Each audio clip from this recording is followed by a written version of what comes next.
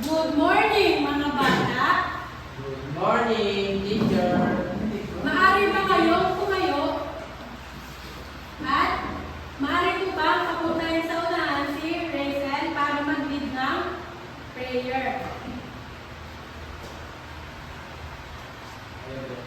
Thank you. Sila, walang sina, learning mga bata. Boys, about, Amen. Thank you, Rachel. So, bago tayo mag-start sa ating topic, ay maaari ko bang malaman if may natandaan kayo sa topic natin nung nakaraan? Rachel? Differentiate. Circle. Very good. Differentiate po. Rectangle. Very good. Jomar. Very good. Talaga namang nakinig kayo sa teacher nung nakaraan. So ngayon, ang topic natin ay about sa counting numbers. Maalam na ba kayo mag-count ng numbers? Opo. Wow! So paano nga ba tayo mag-count ng numbers? Simula po sa 1. Yes. Mag-start tayo sa 1 dahil hindi naman tama if mag-start tayo sa number 3. Opo. So ngayon ay babasahin ko ang ito. What is Yes. What is counting numbers? Counting numbers are the set of numbers that we use to learn how to count. 1, 2, 3, 4, 5, and so on. They are also called natural numbers, maybe since they are feel natural to us because they are naturally the first number we learn. Tama naman yung sinabi dito na ang una natin natutunan sa pagbibilang ay start sa number 1 hanggang 5. So, hindi ba natin alam na ang number 0 ay kasama din sa pagbibilang. Dahil ang 0 ay tinatawag din numbers. So, hindi lang basta sa daliri tayo.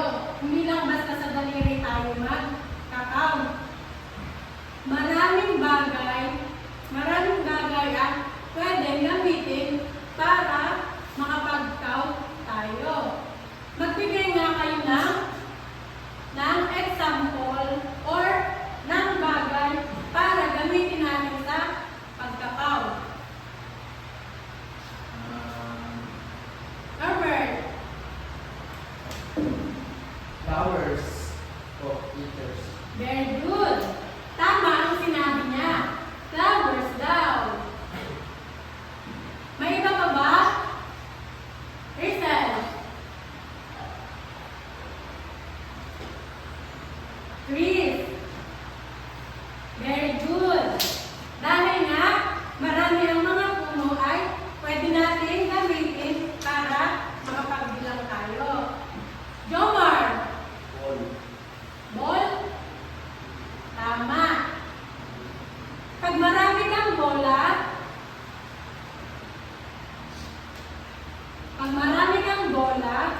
magagamit natin yun para makapagbilang. Naintindihan niyo na ba kung paano magbilang? So, yun yung may example ako na, ay may papakita akong picture na mga numbers. Mag-start tayo sa pagbibilang yan. Sabay-sabay tayong mag-count hanggang 30. Okay.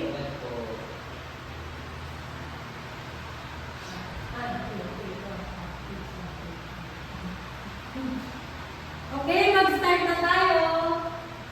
Po. Start tayo sa number 1. Dahil hindi ko nasama ang number 0 ay mag-start naman tayo sa number 1. Okay, sabay-sabay tayo magsabi ng numbers or mag-count. Okay? Ready? Opo. 1, 2, 3, 4, 5, 6, 7. Bakit hindi ko naririnig ang boses ni Jomar? Ikaw nga muna ang mag-count dahil hindi ko naririnig ang iyong boses. Okay, mag-start tayo sa number 1. 1, 2, 3, 4, 5, 6, 7, 8, 9, 10. Yan. Ang basic ng pagbibilang. Kung mamaya ay pupunta naman tayo sa may pinaka pataas na double numbers. Alam niyo na ba kung paano magbilang ng ganito, yung 11, 12, 13, 14, 15? Hindi pa. So, tuturo ko sa inyo kung paano magbilang ng double na number na. Start tayo sa 11. Then, before mag-11, 10 muna. So, start tayo sa 11. Go, ready? 11, 12, 13, 14, 15, 16, 17, 18, 19, 20, 21, 22, 23, 24, 25, 26, 27, 28, 29, 30.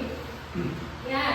And marami pang numbers. But yung basic muna ang aking ituturo sa inyo. So, alam niyo na ba kung paano mag-count ng numbers? Opo. So, ngayon, Rachel, maaari ka bang tulo? Maaari mo bang i-count ang 1 to 10? 1, 2, 3, 4, 5, 6, 7, 8, 9, 10. Very good. Talaga namang ikaw ay nakikinig sa akin. Norbert, maaari mo bang i-count ang 11 to 20? Okay, start. 11, 12, 13, 14, 15, 16, 17, 18, 19, 20. Very good. Talaga naman, bihong-biho ka dahil sumasayaw ka pa. Jomar, yung 21 to 30 naman.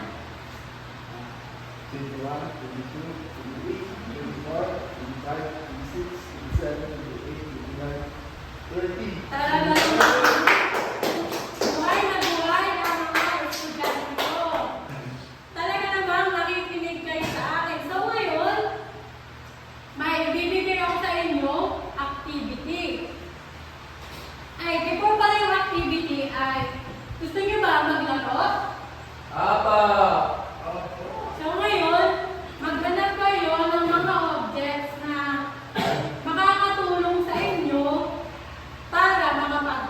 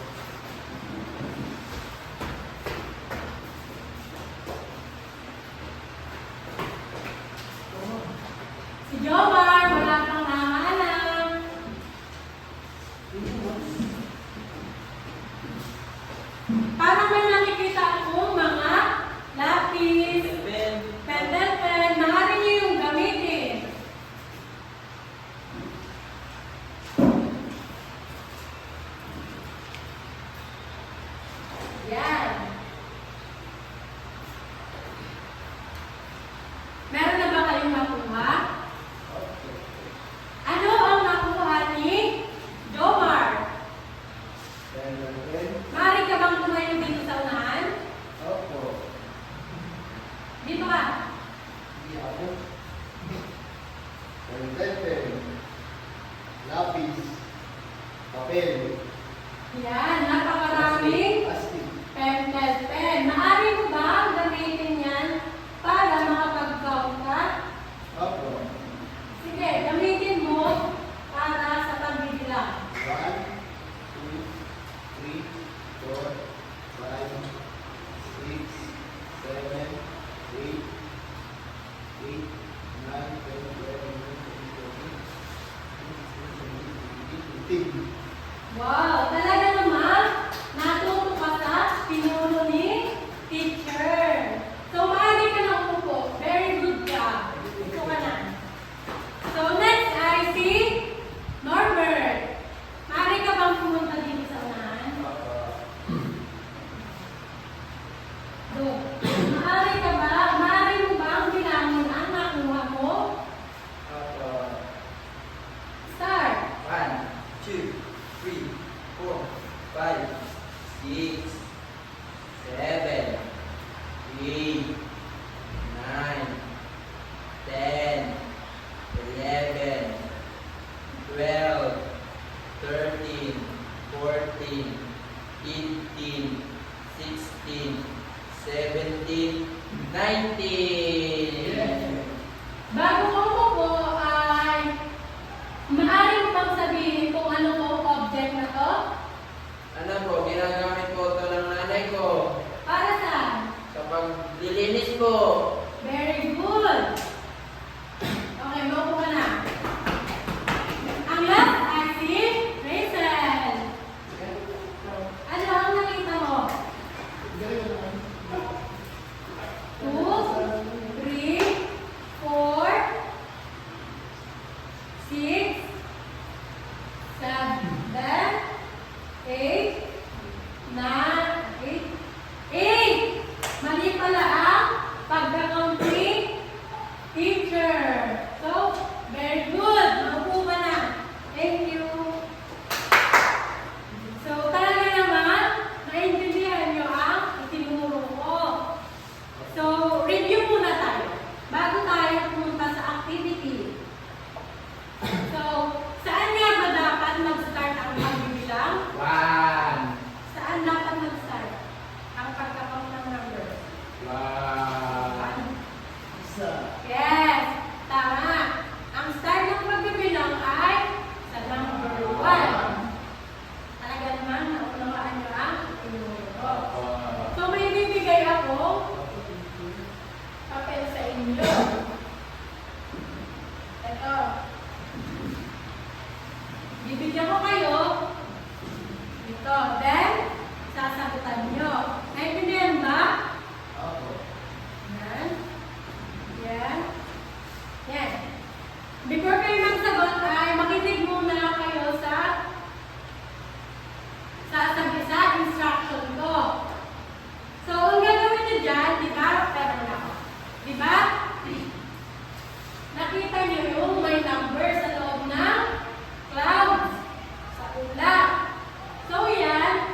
Ito, number 3. So, magdadat kayo kung ilan yung numbers. Example ito, bonus na to. Isa. 1, 2, 3. Eh, ito, yan. Naintindihan nyo na ba? Okay, start. Maaari kayong gumamit ng pen. Start.